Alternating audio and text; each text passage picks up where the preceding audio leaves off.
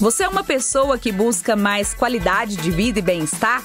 Então chega mais porque você está no lugar certo. Eu sou a jornalista Humberta Carvalho e você está ouvindo a segunda temporada do videocast Falando Nisso, uma produção original do Sesc Goiás, que é um oferecimento do Sistema Fecomércio. O Falando Nisso está no ar há mais de um ano e a cada 15 dias, sempre às quartas-feiras, a gente se reúne aqui e conversa sobre educação, saúde, lazer, assistência e cultura. Os nossos convidados trazem sempre muitas informações, orientações e ideias para te ajudar a ter uma vida mais leve e com mais bem-estar. Bacana, né? Então, para começar, siga o nosso videocast e deixe a sua avaliação. Se você nos acompanha pelo YouTube, se inscreva em nosso canal e deixe a sua opinião nos comentários. Seja muito bem-vindo ao Falando Nisso. Aumenta aí o volume, porque a gente tá no ar. Me conta uma coisa, como os seus cuidadores te tratavam na sua infância? Você apanhava? Quando você chorava, você era acolhido ou mandavam você engolir o choro? Você tinha sempre que ser bonzinho ou podia ser você mesmo para expressar sua autenticidade?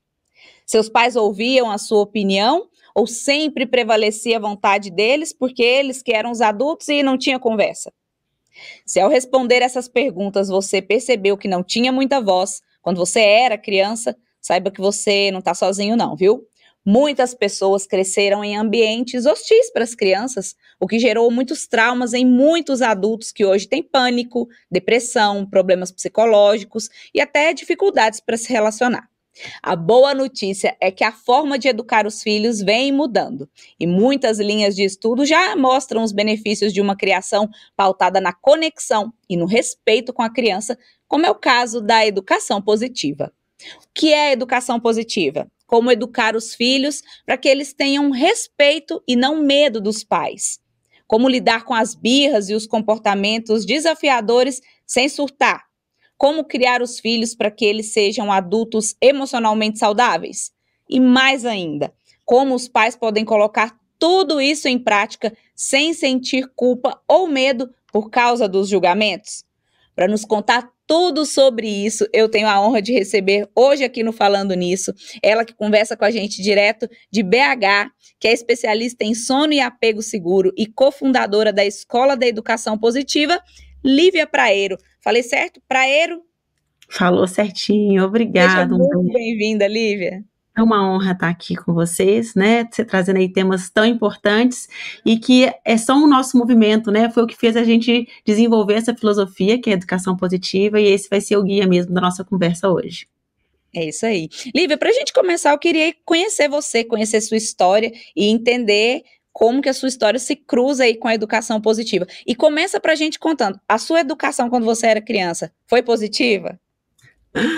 A minha criação foi a criação de muitos de nós, né, porque a gente está num meio, né, numa sociedade onde o autoritarismo, ele é o guion, digamos assim, das relações, né, hierárquicas, e isso aconteceu na minha realidade enquanto criança também, né, então eu tinha sim uma referência da qual eu tinha medo, da qual eu tentava me adequar o tempo todo, para não ser violentada fisicamente, para não ser violentada verbalmente, né? Então, cada um de nós, enquanto criança, buscou alguns repertórios internos e muito imaturos para saber lidar com aquela identidade, né, de autoridade que a gente tinha à nossa frente, em busca desse amor, tentando realmente ser visto e se sentir pertencente ali naquela relação, que é algo inato em todo ser humano. E Lívia, eu acho muito bacana aqueles memes da internet que mostram assim, eu apanhei e não morri, aí vem nos outros quadrinhos assim, mas hoje tem depressão, tem pânico, tem ansiedade. Isso é coisa de internet só ou isso realmente é real? É aí que está a nossa educação positiva realmente trazendo esse cerne que é tão importante, que é a ciência do desenvolvimento humano. Ou seja, enquanto a gente tinha antes filosofias e até, digamos, teorias sustentadas numa psicologia comportamental, ou seja, se eu estou aqui conversando com você e eu solto um sorriso, você pode dizer, a Lívia está bem, a Lívia está ótima, eu conversei com ela e está tudo bem. Sem você verdadeiramente saber se eu estou em depressão, se eu estou medicada, né, se eu estou vivenciando algum desafio, porque esse olhar para o momento presente, para uma fotografia, nada diz sobre as minhas realidades internas aqui. E bom, então a gente foi uma sociedade toda sustentada nessa realidade, nessa aparência, né? Ela se perdeu muito. E a ciência do desenvolvimento humano, o que ela traz? Ela traz a teoria do trauma, a teoria polivagal, que nada mais é que a ciência começar a ter acesso a esse nosso corpo interno. Porque se a gente sente algumas emoções, se eu me sinto reprimida, se eu me sinto desorganizada emocionalmente, o meu corpo mostra isso através do meu nível de cortisol. E a partir do momento que a ciência conseguiu entrar em contato com esse cortisol, que é inócuo até essa avaliação, porque ele é através da saliva, então, quando começaram a avaliar o nível de cortisol das crianças através da saliva e dos adultos também, percebeu-se que, além da minha aparência, eu tinha um corpo em sofrimento, um corpo realmente lutando para sobreviver. E quando eu tenho altos níveis de cortisol, independente da minha aparência, aqui conversando com você, dependendo desse nível de cortisol, o meu corpo está sendo corroído, né? E a partir dessa corrosão eu tenho uma baixa imunidade, eu tenho uma dificuldade em aprender, eu tenho dificuldade em memorizar, eu tenho dificuldade em me relacionar, porque meu corpo está em perigo. Enfim, então esse pilar da educação positiva, que é a ciência do desenvolvimento humano, que é a teoria do trauma, ela faz com que esses memes realmente façam sentido. Ou seja, eu apanhei e sobrevivi? Sim, foi uma sobrevivência, mas isso tem um preço. E o preço é o meu estado físico e emocional, né, nos dias de hoje. E você já começou contando aí pra gente o que é a educação positiva e detalha pra gente assim, qual que é o objetivo dessa linha. Então, a educação positiva ela surgiu de um desejo meu e da minha sócia, uma das minhas sócias hoje, né, a pediatra Juliana Franco. A gente se encontrava muito em cursos, né? Ou seja, ela estava na busca enquanto profissional, enquanto pediatra, entender melhor sobre o desenvolvimento humano, né, as suas bases, e eu também, enquanto não profissional, né, como pediatra com ela, mas eu trabalhava com sono, e era sempre indagada por algumas mães sobre a teoria do apego seguro, sobre a cama compartilhada, e eu tinha feito ali uma formação totalmente autoritária, atendendo muitas necessidades do adulto, né, então, tanto eu quanto a Juliana, que viemos de um mundo muito autoritário, e isso reverberava muito nos nossos atendimentos. Quando a gente entrou em contato com essas formações, tentando sim aprimorar enquanto profissional, então nem foi uma busca muito emocional, mas uma busca profissional, a gente começou a entrar em contato com temas muito sensíveis, ou seja, o quanto aquele comportamento, aquele direcionamento que já para a família, que parecia um direcionamento ali culturalmente muito aceito, quanto aquilo era violento, quanto aquilo adoecia as crianças, enfim. Então a gente foi aprofundando cada vez mais nisso e compreendendo, e se perdendo também em estudos ali que nada diziam sobre isso, que reforçavam a violência, enfim. A gente falou assim, que tal a gente fazer uma curadoria disso tudo, que tal a gente encurtar o caminho de muitos pais, de muitos profissionais, para que a gente compreendesse logo, porque eu e Ju fomos entrar em contato com a teoria polivagal, 4, 5 anos depois da gente começar nessa busca, né, por esse novo conhecimento, por essa nova linha de filosofia, digamos assim. E aí a gente foi estruturando a educação positiva de uma forma, assim, muito orgânica. Primeiro foi o apego seguro, que a gente começou a entender que ela estabelecia pra gente uma linha de pensamento muito organizada. Depois foi inteligência emocional, ou seja, nossa, se a gente entra em contato com a nossa história, a gente também compreende as nossas dores e o quanto a gente repercute aqui, e de novo repete as violências. Poxa, mas tem uma ciência também, a neurociência, a ciência do trauma que sustenta isso. Nossa, e tem os estudos sociais, né? Como a nossa experiência social, econômica, cultural, quanto isso impacta. E então a gente foi passando por pilar, e tem um desenho original, nossa, se o apego seguro fala das nossas necessidades básicas, então isso é inato no ser humano. Então a gente foi correlacionando e estruturando uma filosofia em 5 pilares. E a gente entende que a educação positiva ela tem feito sentido para muitos e muitos profissionais, a gente vê cada vez mais ela crescendo, e isso para a gente é uma alegria, que a gente precisa que ela realmente acesse todos os lugares, é porque é algo que reverbera com internamente. Então, é uma filosofia, uma teoria, uma ciência que não nos desorganiza, mas nos organiza, e por isso ela vai se fortalecendo, porque a gente não está tentando conectar hoje o nosso racional com algo muito novo, é o que, de alguma forma, parece que a gente conhece, parece que a gente entende, e é isso que permite com que tantos de nós abracemos essa nova filosofia e olhemos para a criança e para a infância e adolescência de uma forma diferente. E qual que é o objetivo? Pensando nos pais que nos escutam, né? Por que colocar a educação positiva em prática? Que pergunta importante, né? Porque, sim, tem um objetivo.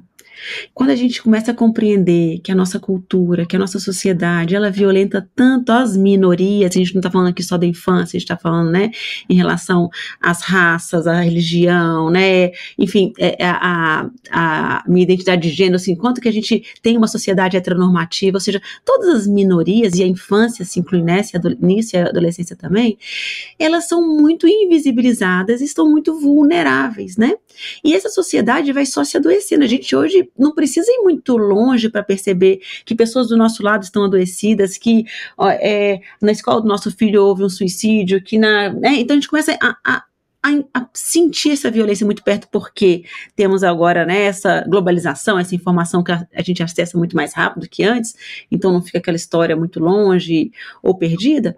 Então, quando a gente entende que essas minorias são violentadas o tempo todo e que essa violência reverbera na sociedade no futuro, ou seja, nada é inócuo se essa criança ela é violentada, se ela é discriminada, se ela se sente não vista, sentida, isso volta para a sociedade de alguma forma, a gente só entende como o caminho sentir, perceber, trazer para o pertencimento essas minorias, e aqui a gente está falando da infância e adolescência, quando a gente fala de relação parental, para que sejam verdadeiramente, né, uma resposta de uma sociedade sadia no futuro, né, que a gente tenha, assim, políticos que tenham simpatia, que desejam mesmo, né, que sejamos prósperos, que a gente tenha saúde, que a gente tenha estudo, tenha acesso a tudo que é de direito, né, ter acesso, enfim. Então a gente entende que não adianta eu ter um político adoecido emocionalmente, não adianta eu ter um professor adoecido emocionalmente, não adianta eu ter um profissional especialista em infância e adolescência que está adoecido emocionalmente, porque ele está doente e não tem como acessar ou proteger essa infância, essa adolescência, né, ou a sociedade ali que está atendendo, enfim. Então, é o caminho para uma sociedade emocionalmente sadia, para uma sociedade próspera. Então esse é o nosso objetivo, defender a infância, entendendo que o que acontece na infância, né, ela não fica na infância, ela volta para a sociedade de alguma forma. Verdade. E tudo isso que você falou aí me lembra muito alguns exemplos que eu li, né, quando eu sou uma estudiosa da comunicação positiva, mas assim, né, bem leiga ainda, mas eu gosto muito de um exemplo, para mim exemplifica muito bem o que é a educação positiva em relação às crianças, porque valoriza a criança, a gente cuida da criança de uma forma melhor, mas a gente se cuida também, né? A gente se cura.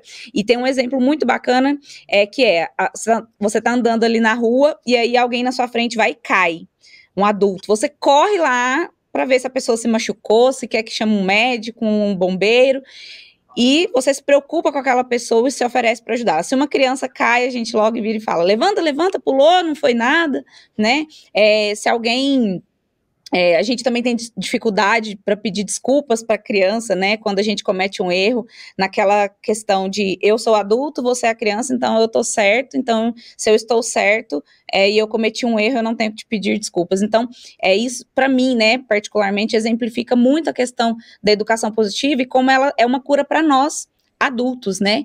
E aí, quando a gente fala de ser flexível, de melhorar para educar uma criança, eu vejo muitas críticas, né, como eu leio bastante a respeito do assunto, eu vejo muitas críticas no sentido, educação positiva é ser permissivo, não pode mais falar não para a criança pode fazer tudo que ela quer, na minha época não era assim, e eu queria entender de você, qual que é a diferença entre a educação positiva e a permissividade? Porque eu penso que esse é um ponto que as pessoas, quem não é a favor da educação positiva, ou quem é a favor da educação tradicional, se a gente pode assim dizer, elas pegam muito nesse ponto para dizer que não é legal. Então, eu queria entender de você que estuda isso, qual é a diferença entre a educação positiva e a permissividade. Primeiro é a gente se permitir aceitar que esse é o primeiro caminho quando a gente entra em contato com a educação positiva, é rejeitar, né? Porque é tão diferente daquilo que a gente viveu enquanto criança e do que a gente está agora repetindo com os nossos filhos. E como a gente vem, né, de uma educação autoritária, errar é muito ruim, né? É algo que não se aceita, né? Então, como é que eu, entrando em contato com algo que passa a fazer sentido, vou aceitar isso com facilidade? Então, o primeiro movimento meu é rejeitar, né? Então, quanto que essa rejeição já é uma semente plantada, né? Porque quando uma coisa ela é inócua, se a gente recebe uma informação que faz zero sentido, aquilo passa chega a ser até engraçado, né, e passa, e a gente segue a nossa vida sem nem lembrar. Mas quando nos toca, a gente sim tem um movimento de rejeição, né, e outras vezes vão aceitar com mais facilidade, cada um vai ter a sua história para isso, mas essa rejeição, gente, ela é um movimento muito natural do autoritarismo, que eu não posso aceitar que eu errei, né, nomear um erro para mim é algo muito, muito ruim e muito... digamos, eu perco a minha autoridade, eu vou realmente ser criticada, e isso para mim é um gatilho, é uma dor muito grande. Mas a gente também tem que lembrar que talvez até a não compreensão da educação positiva também vem de uma outra resposta do autoritarismo, que é a do polarizar. É assim, é tudo ou nada, é certo, é errado, eu posso ou não posso. Eu não imagino que tem ali um caminho tão, né, amplo, tantas perspectivas dentro daquela informação, né? Então, quando eu entendo que uma educação positiva, onde a gente trata a criança com igual valor e dignidade, onde a criança é vista, sentida e respeitada, eu entendo que a permissividade, eu vou para o polo oposto, que é de negligência, que vamos nomear o que é permissividade. Permissividade, vou dar um exemplo só para a gente começar. Então, vamos falar, a criança assiste muito televisão. Como que um autoritário vê isso, como que a permissividade vê isso, e como que a educação positiva veria isso. A criança que assiste muita televisão, aí alguém informa isso para alguém que tem essa educação autoritária, e ela fala, eu vou castigar, filho, se você assistir televisão de novo, você vai ficar de castigo, se não for tantos minutos, se não desligar, vai ficar de castigo. Aí a criança pode ser violentada fisicamente também, temos que lembrar que temos uma lei, né, que isso é crime, né, mas ainda acontece, enfim. Então, eu vou ter várias respostas enquanto uma autoridade autoritária e preciso que aquela criança respeite a minha regra, faça chuva ou faça sol, né? Eu vou tratar isso de uma forma bem violenta. A permissividade, que beira também a negligência, que são distintas, mas vamos colocar no mesmo pacote para a gente não delongar, mas eu não vou me desgastar com isso, para eu me esforçar, desligar a televisão, nossa, isso me dá tanto trabalho, quer saber? Deixa essa criança na televisão, se a escola reclamar, beleza. Então, ou seja, eu me esforço zero em relação àquele desafio que aquela criança está vivendo, ou a escola já está percebendo que as telas estão demais, enfim.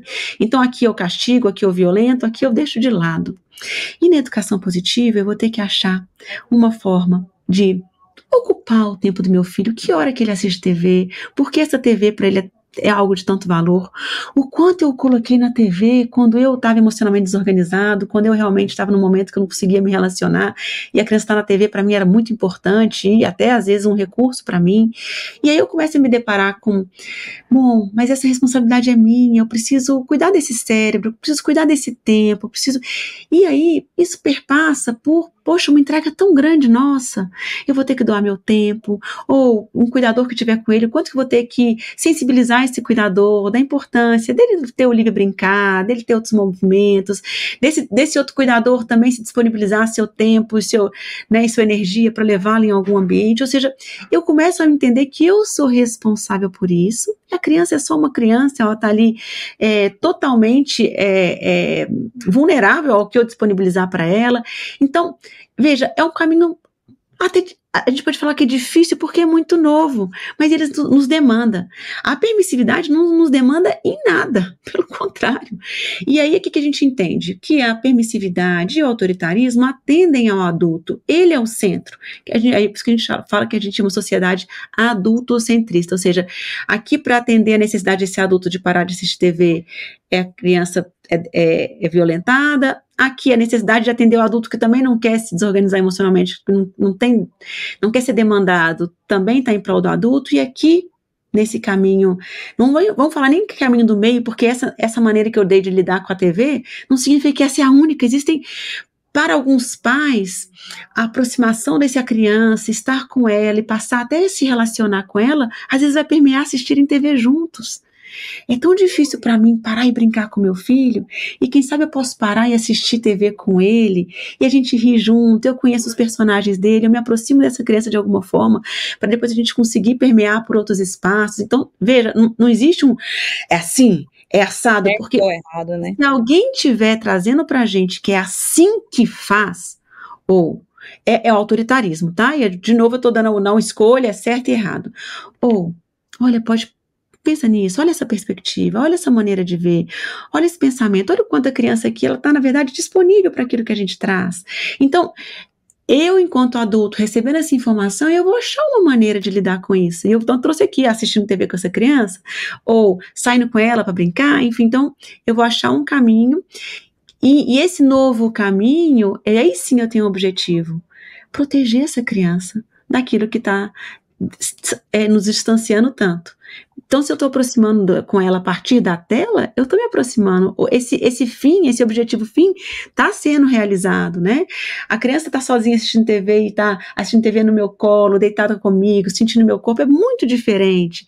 Olhando para mim e rindo como a gente faria assistindo um filme com alguém, né? Então, o quanto a gente vai mudando esse olhar e separando, distinguindo bem, né, acho que esse seria o termo certo, a permissividade, né, educação positiva, gente, esse olhar profundo para as necessidades de uma criança e como responder essas necessidades é um lugar muito demandante, mas a qual a gente vai se abrindo aos poucos e se permitindo também, de novo, não é a partir de um pensamento autoritário, é tudo ou nada, e aí eu largo tudo, aí eu largo meu emprego, agora eu vou ver em prol dessa criança, porque, de novo, é aquele polar, é tudo ou nada, né? Não, se eu largar o emprego, se eu deixar tudo de lado, eu estaria disponível emocionalmente?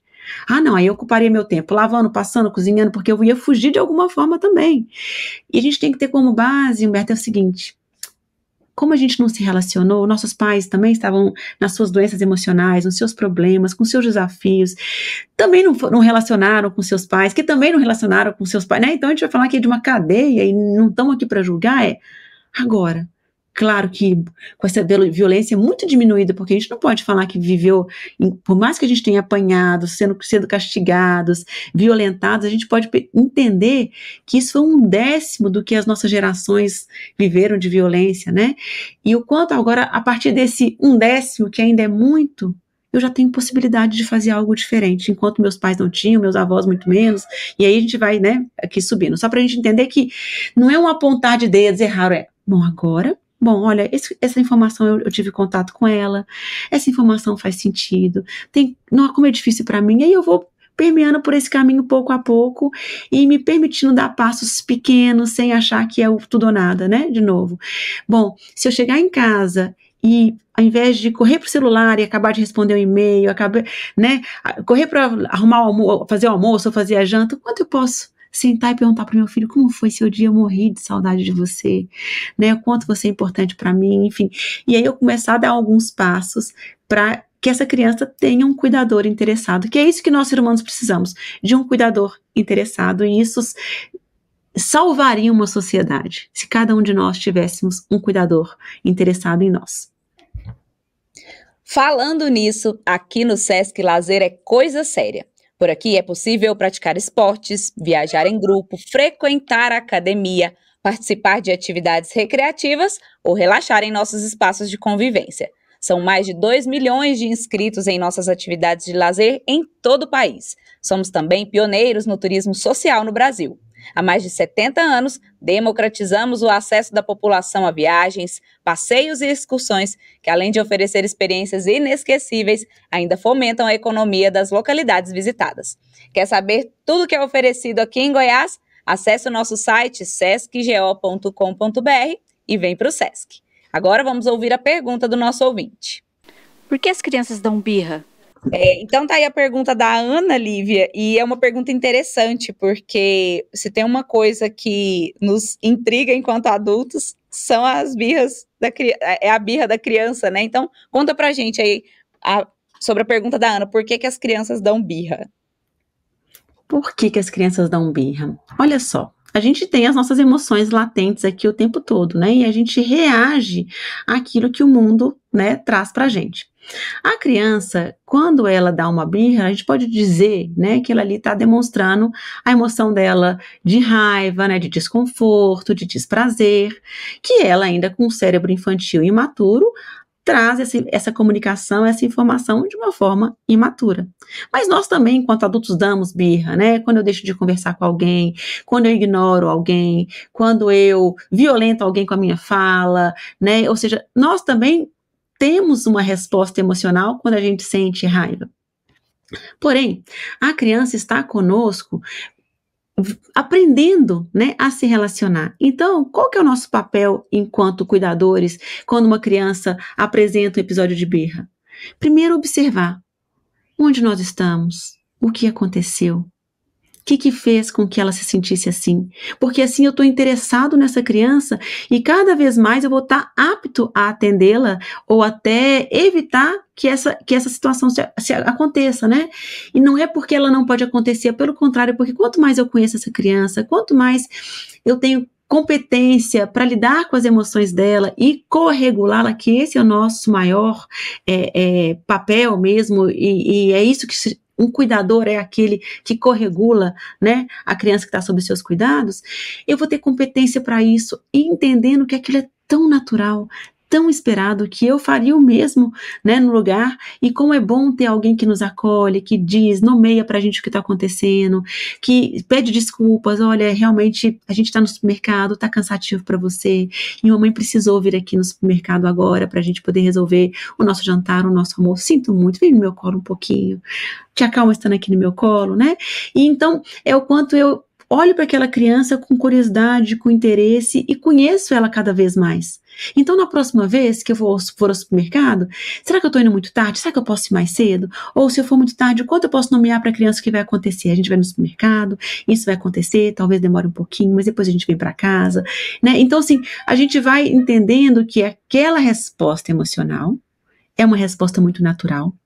Recalcar emoções foi algo que a gente viveu, isso faz parte dessa construção desse trauma, que é, eu tenho uma emoção, não tenho um adulto que reduz, o que é ter emoção? Eu sinto o meu nível de cortisol aumenta, os meus hormônios ali vão aumentando, e eu tenho uma resposta, que é como o meu corpo exala isso aqui que está sendo desproporcional, e se alguém recalca, isso não diminui a proporção desses meus hormônios, meu hormônio de estresse continua alto, mas eu aprendo a não demonstrá-lo.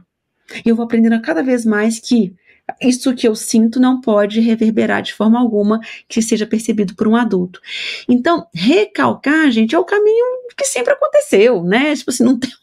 Conta uma novidade, isso sempre aconteceu. Agora, quando a gente fala, bom, se esse é meu papel, é organizar esse cérebro, é que esse cortisol se organize, e aí eu vou realmente tendo interesse e corregulando essa criança e aprendendo cada vez mais. O que eu estou ensinando para ela? Que essas emoções são permitidas, que isso é muito natural e esperado, e que nosso corpo tem competência para regular. Quanto mais a gente regula uma criança, mais competente esse cérebro fica para se regular sozinho no futuro. Ele precisa aprender o caminho. E esse caminho, repetidamente acontecendo no nosso cérebro, de um cortisol se eleva e ele tem competência para se retornar ao seu basal, digamos assim, a base. Enquanto adulto, quando eu vivo uma situação muito estressante, ou perder meu emprego, um luto, uma tragédia, enfim... Eu vencio toda aquela dor, todo aquele medo, toda aquela tristeza, toda aquela raiva, mas eu também tenho competência a voltar, né, ao meu estado emocional organizado para não violentar ninguém, né? Então, essa competência, se a gente não aprende ela na infância, estamos aqui, nós adultos, não sabendo lidar com ela. O não saber lidar com as nossas emoções e com esse nível de cortisol é a depressão, é o estado de ansiedade, é o estado de pânico. Nada mais é que um cérebro que bugou. Como ele não sabe retornar ao estado basal, e hoje eu sou adulto e eu não tenho ninguém cuidando de mim, eu realmente entro no... Eu vivencio essa quebra, que é meu corpo fala, eu não aguento mais viver tanto cortisol, e aí eu me adoece de alguma forma para que aquilo pelo menos não seja cada vez mais desorganizado, né? Deixa eu ficar aqui, que isso aqui eu conheço, enfim, eu não sei lidar com isso e eu aceito não saber lidar. Que riqueza esse aprendizado, viu? E a culpa é um sentimento que acompanha, né? Acompanha principalmente nós que somos mães, né? As mães que estão aqui nos assistindo, nos ouvindo. Tem até aquele ditado que diz que nasce uma mãe, nasce a culpa. E tem uma autora da educação positiva também, acredito que você a conheça, que é a Maya Angelman. Espero que eu esteja falando certo o nome dela, né? E ela fala algo muito interessante que é sobre redução de danos, né? E eu queria que você explicasse isso pra gente, porque, como você bem disse, quando a gente aprende algo novo, quando a gente se propõe a praticar algo novo, a gente sai ali da nossa zona de conforto e a nossa primeira reação é pensar, né, será que isso é certo? Será que isso é errado? E aí, na prática, a gente encontra os desafios. Nem sempre a gente consegue fazer tudo da maneira como a gente gostaria. Às vezes a gente se desregula também enquanto mães, enquanto adultos. E eu acho interessante esse termo dela, porque eu acho que isso mostra que o objetivo da educação positiva não é ser perfeito, ser uma mãe perfeita, ser um pai perfeito, um adulto perfeito. É isso mesmo? É isso mesmo, a Maia é nossa sócia na Escola de Educação Positiva, né? Então a Maia, a Flávia Pereira, a Clarice e a Chiara, além de eu e Juliana Franco, né? Então nós 5 nos unimos realmente para fortalecer cada vez mais essa filosofia. E o que a Maia traz, que é muito lindo da redução de danos, é exatamente a gente compreender que não estamos mais sob o olhar do autoritarismo, que é da perfeição. Espera-se que seja assim. Eu só espero de você nada menos, nada mais do que a perfeição. Então, quando a gente entra num processo de culpa, quando a gente entra em contato com algum conteúdo, a gente de novo está se perdendo no autoritarismo. Eu estou sendo autoritário comigo mesma, eu estou me autoflagelando, eu estou me autodesregulando e eu vou me desregular com meu filho, porque se eu entro num estado de estresse, porque eu começo a me culpar, o meu corpo aumenta o cortisol e como eu lido, como eu relaciono com o alto cortisol?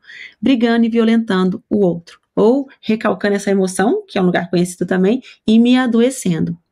Então, na educação positiva, a gente não dá espaço para a culpa, porque enquanto passam por um processo de culpa, a gente vai entender que é natural, tá? Mas a gente quer transcender esse pensamento, né? E eu também, o quanto que a gente que estuda, que está à frente dessa filosofia, compartilhando, formando profissionais, né? E acessando pais, enfim, o quanto eu me vejo, né, nesse sentimento de culpa o tempo todo, e eu tenho que me regular, falando, gente, Lívia, você já fez tanta coisa, você já é tão diferente, você já abriu portas, né, tão grandes para os seus filhos. Então, assim, eu tenho que me dizer, eu tenho que me regular e nomear para mim que passos foram dados.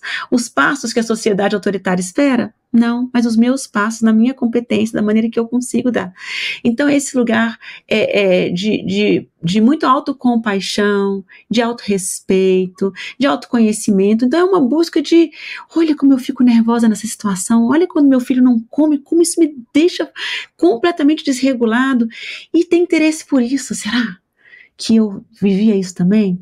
Será que meu corpo tem memória disso, de que eu tinha que comer tudo? Então eu começo a nomear para mim, eu começo a buscar uma respiração, enfim. Então a educação positiva, gente, ela não passa de uma teoria, é assim que faz, deixa de fazer, é um interesse por mim, por aquilo que eu vivi, que não foi bom, que não me faz bem, me compreendendo hoje, me medicando, buscando álcool, viciado em compras, viciado em trabalho, né, qualquer que seja o nosso caminho, que às vezes uns a sociedade valoriza, outros ela, né, denigre, mas tudo são caminhos para eu lidar com as minhas emoções. E me observar, olha como eu fujo para o trabalho, é o meu caminho, por exemplo, é fugir para o trabalho, para atividade física, né? É como eu fujo dessa sensação de, olha, Eu não sou perfeita. Olha como eu erro. Olha como eu, mesmo conhecendo tanta coisa, ainda faço assim com meus filhos, ainda violento meus filhos. E aí eu vou para esse lugar do reduzindo danos. Não. Mas ontem eu fui uma pessoa tão respeitosa. Ontem eu olhei meu filho no olho. Ontem eu consegui perceber o que estava desregulando ele. Ontem eu consegui nomear. Hoje eu não consegui. Hoje é porque eu também...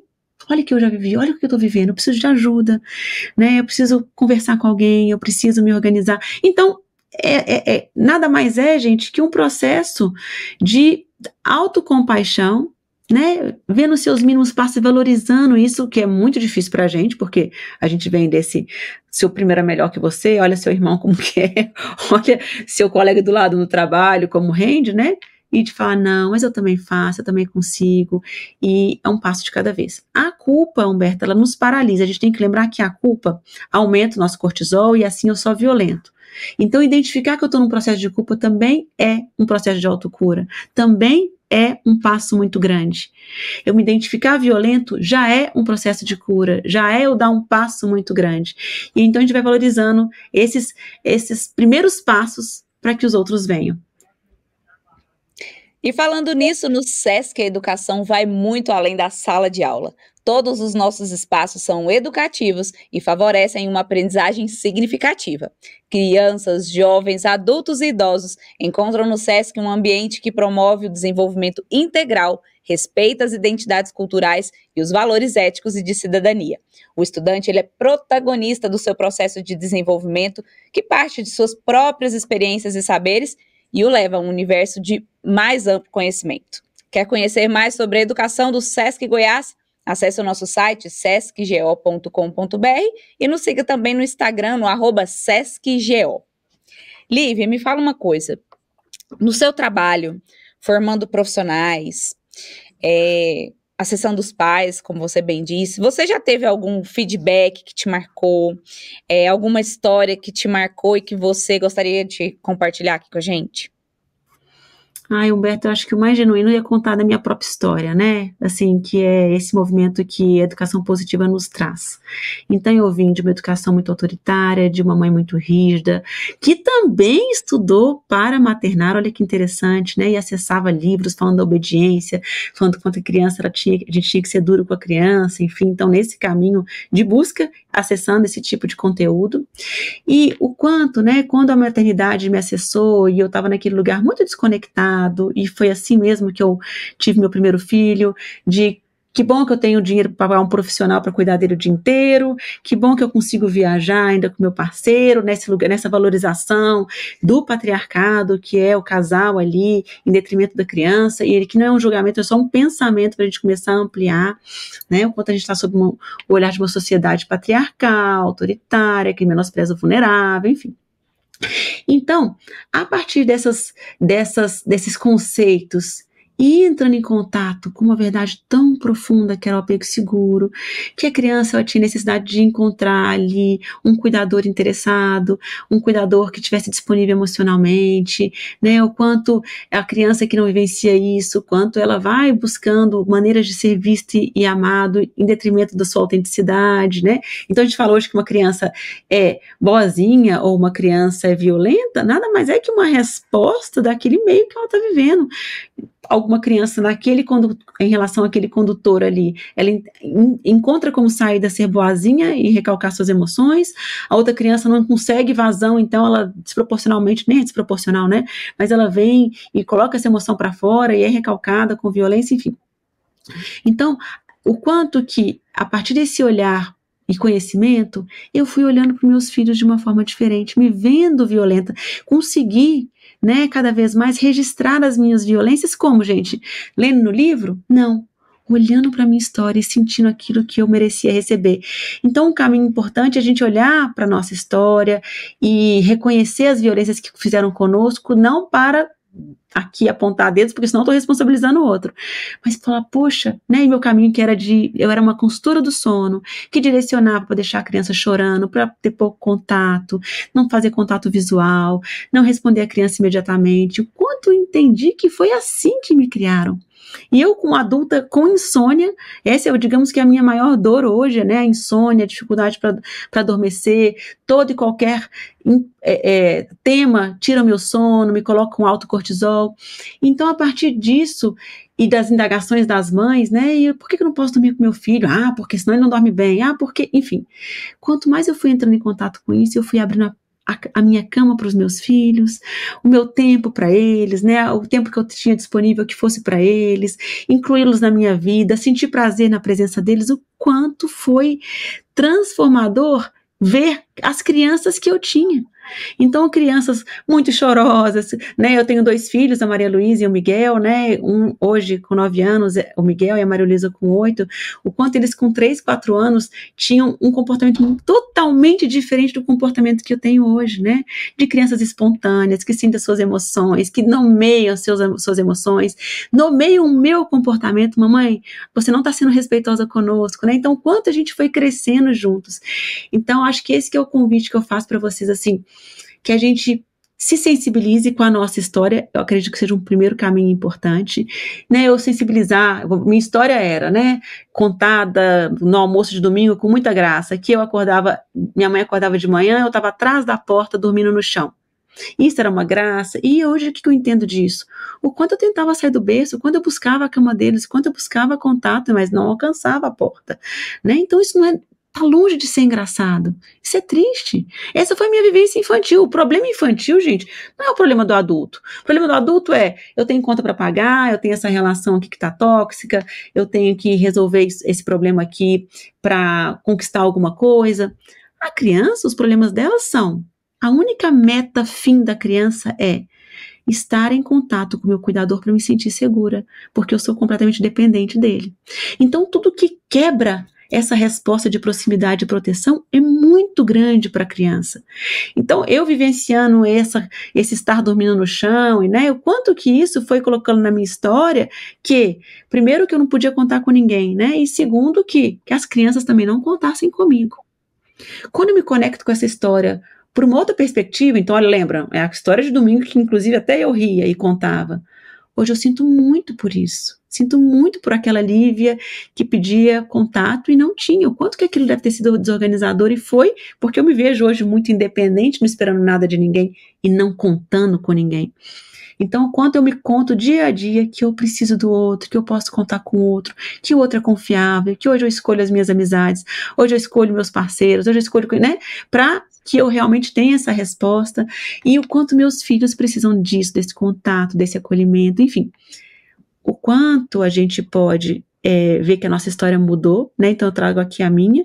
Então não vim de um lugar de uma mãe que já estava construindo, pelo contrário, uma mãe que violentou muito, desmereceu muito, né, as necessidades dos meus filhos, e a partir do momento que eu fui dando pequenos passos, não são grandes passos, tá, gente? A gente não começa mudando da água pro vinho. Foi entendendo que eu precisava acolher eles mais à noite, entendendo que eles virem para minha cama de madrugada não era, ai, meu Deus, que saco, era, meu Deus, eles não precisam mais do meu corpo, não estão tendo esse contato comigo, né, precisam desse contato. Então eu fui me contando essas histórias, me vendo através deles, que eu acho que facilita muito. Todo momento que eles me buscavam, eu me via ali, eu atendia como se fosse eu, né, para que aquele espaço fosse criando dentro de mim também, e eu fosse encontrando esse meu lado amoroso, tá, gente, porque eu construí um lado muito forte, potente, onde tinha na sombra essa vulnerabilidade, amorosidade, esse olhar empático para o outro. Eu tenho certeza de que muitos pais que estão nos ouvindo e nos assistindo agora, eles percebem que existe um gap ali na forma como eles criam seus filhos, e eles, no fundo, eles têm o desejo de fazer diferente, têm o desejo de mudar, mas como você bem disse, a gente está numa sociedade autoritária e, vou usar o termo que você usou, adulto-centrista. Para esses pais que já percebem isso, que querem fazer diferente, mas não sabem como começar, como que você orienta eles? Para a gente tomar cuidado e dar muita atenção a uma coisa que às vezes fica por trás das cortinas, mas é o que guia toda a nossa relação com os nossos filhos. A opinião do outro, a aprovação do outro. O que meu parceiro vai pensar ou minha parceira vai pensar? O que meus pais vão pensar? O que a pessoa aqui da pracinha aqui do lado vai achar, né? Como que vão entender que meu filho é mal educado, ao invés de entender que meu filho está só expressando as suas emoções? O quanto a gente tem que contar para a gente mesmo que essa aprovação ela não nos vale de nada. Não muda o nosso final do dia se alguém nos aprovou ou nos desaprovou na pracinha ou na mesa de almoço de domingo. Eu conto para o meu filho aquilo foi importante. Né? Então, para quem ainda não sentiu que esse é o nosso grande medo, é realmente do apontar do dedo do outro, que de novo, aí eu entro no autoritarismo e eu tenho medo dessa crítica, o quanto eu tenho que contar para mim que eu não preciso dessa aprovação, eu não vou ser amado e pertencente com essa aprovação, violentando meu filho. Né? Então, se pra gente é difícil, o quanto eu posso, num momento desafiador para mim, que eu sei que eu tô querendo essa aprovação, eu tiro de cena meu filho, vou com ele para outro ambiente e ali eu lido com aquilo que a gente tá vivenciando. E ali eu respiro fundo e falo, nossa, tá difícil para mim, filho, nossa, para mim é muito difícil. Ai, mas eu tô aqui. Você tá aqui, você tá seguro, também tem que me contar que eu tô segura. Ou seja, o quanto eu me protejo desse olhar para que eu consiga dar os meus passos. E é isso, é assim, da gente ir entendendo sempre o que tá por trás, né? Quando isso fica difícil para mim, ou quando eu falo, não, isso aqui eu tenho que pôr limite no meu filho. E ter curiosidade. Poxa, como que foi isso para mim? Se eu estivesse no lugar dessa criança, eu acharia que isso é um limite? Isso era valor? Isso é importante? Enfim, aí a gente vai se nomeando, se indagando, fazendo perguntas para nós mesmos, né? Se aquilo é verdade ou não, né? Eu tô dando um exemplo simples assim, não pode comer doce depois do almoço. Eu como? Onde que eu fico sustentando essa fala? Ah, não, pela saúde do meu filho, o que é doce? O que pode ser algo que também traga prazer? Vamos entender o que o doce promove, né? E que seja leve esse momento pra gente. Então, vamos comer uma frutinha, então vamos fazer isso. Vou fazer uma fruta saborosa pra gente, eu vou encomendar, eu vou preparar no fim de semana e deixar aqui preparadinho. O quanto a gente para de se contar que isso pode, que não pode, a gente se indaga. Se eu faria isso, é interessante que um autor, o Jesper Juhl, ele é um dinamarquês, que ele também é uma referência muito forte na nossa escola, que ele fala assim, ó, se a gente fizesse com outro adulto, significa que é respeitoso.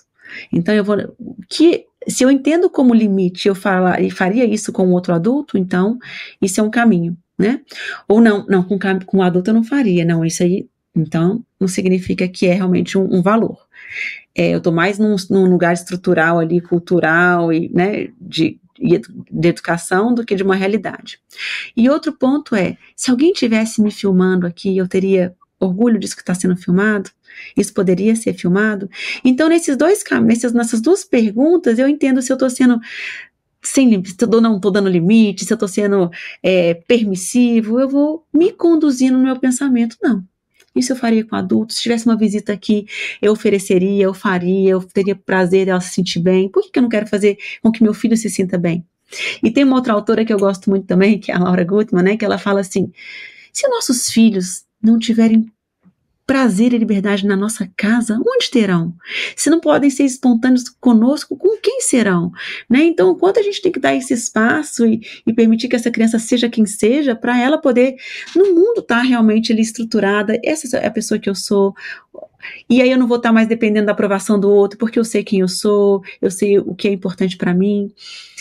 E, por último, não menos importante, que isso tudo, gente, chama-se responsabilidade pessoal. A gente dá para os nossos filhos responsabilidade pessoal, que é esse alto valor, essa autoconfiança, que é diferente de alto valor, né? Eu sei o que eu sou competente, o que eu não sou, eu sei que eu sou importante, que as minhas necessidades são importantes, eu sei que eu não preciso atender o outro primeiro ao invés de atender a mim, que isso faz com que no futuro, quando eu for educar também meu filho, que eu não preciso da aprovação do outro, enfim, eu também vou em caminhos muito mais leves, muito mais sutis. Nossos filhos serão, digamos, a primeira leva aí dessa redução de danos, que a Maia diz, né, minha sócia querida, e sim, essa redução de danos, o quanto de geração em geração ela vai se ampliando.